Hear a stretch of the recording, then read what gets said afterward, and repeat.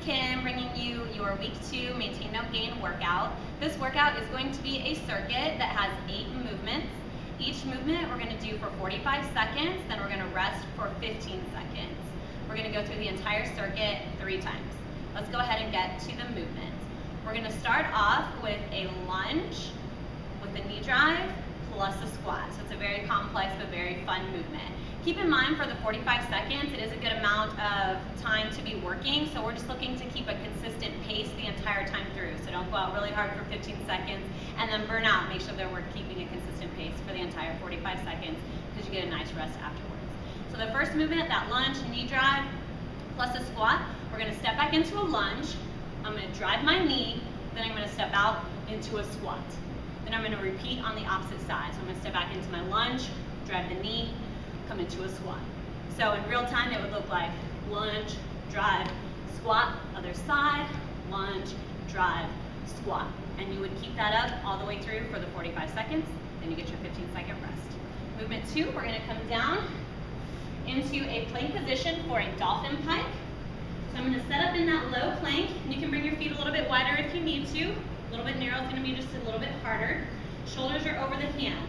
I'm going to use my quads and my core to help push my hips up, lifting that booty up into the air, becoming into a nice upside down V or that dolphin position, and lower it down. Push it up and lower it down. For 45 seconds, then you get your rest. Then we're going to come back up for a squat plus a calf raise. So I'm going to have my hands at my side. Feet are going to be shoulder width apart, making sure that as I squat, my weight is staying back in my heels, my chest is staying up, my eyes are forward. As I come down, reaching towards the floor, then I'm going to come up, big reach up to the ceiling, coming onto the toes. Down and up. Just a quick side view so you can see that calf raise. I'm going to come down, up and squeeze. Down, up and squeeze. Then we're going to come back down to our plank for some walking planks. I'm going to start in a high plank. Again, you can bring your feet a little bit wider if you need to. We want to keep the hips nice and steady during this movement. Shoulders over the hands to start. I'm going to drop myself down into a low plank. Then I'm going to push myself back up, making sure that my hips aren't dropping and I'm not pushing my butt up in the air. Staying nice and in line all the way through. To modify this movement, you can simply just drop the knees down, find that starting position, shoulders over hands, nice straight back, drop it down, push it up. And we're going to come back up for another squat. I'm going to bring my arms out to the side. I'm going to squat with a side knee lift. So I'm going to come down, up, I want to hit my right elbow. Squat, left elbow. Alternating sides. And you can kind of drop that elbow a little bit as you're bringing that knee to the elbow to add a little side oblique crunch if you like. So in real time, drive. Drive. Keeping that steady pace for the 45 seconds. Then we're coming back, you guessed it, down for some more plank work. We're going to do a down dog push-up.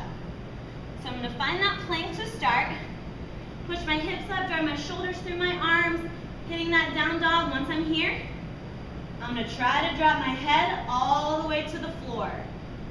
Bring it back to that plank, drive up into down dog, head to floor. Make sure that you're keeping your head through your arms as you're dropping it down.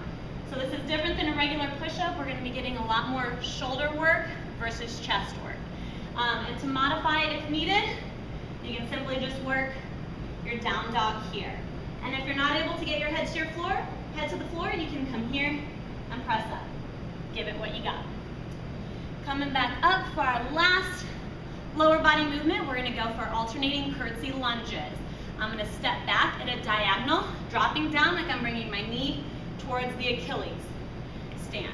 I'm going to go to the other side, drop down, and stand. So reverse view, just so you can kind of see as I step back. I'm not stepping way back here. I'm just stepping so that I've got room to bring that knee towards that Achilles and up. And then our last movement for the plank is going to be a reverse plank lift. A couple of options here. We can go hands on the floor, palms facing back towards you. Simply lifting the hips so we're getting a nice straight line. Dropping it down, so a lot of excellent tricep work and some glute ham work as well, and down. You can also take it to more of a tabletop if needed. Push those hips up, big squeeze in the glutes, still getting that tricep, and down. One other option, if that bothers your wrist, you can bring some weights. Use the weights to help keep that wrist nice and neutral. And again, movements are the same.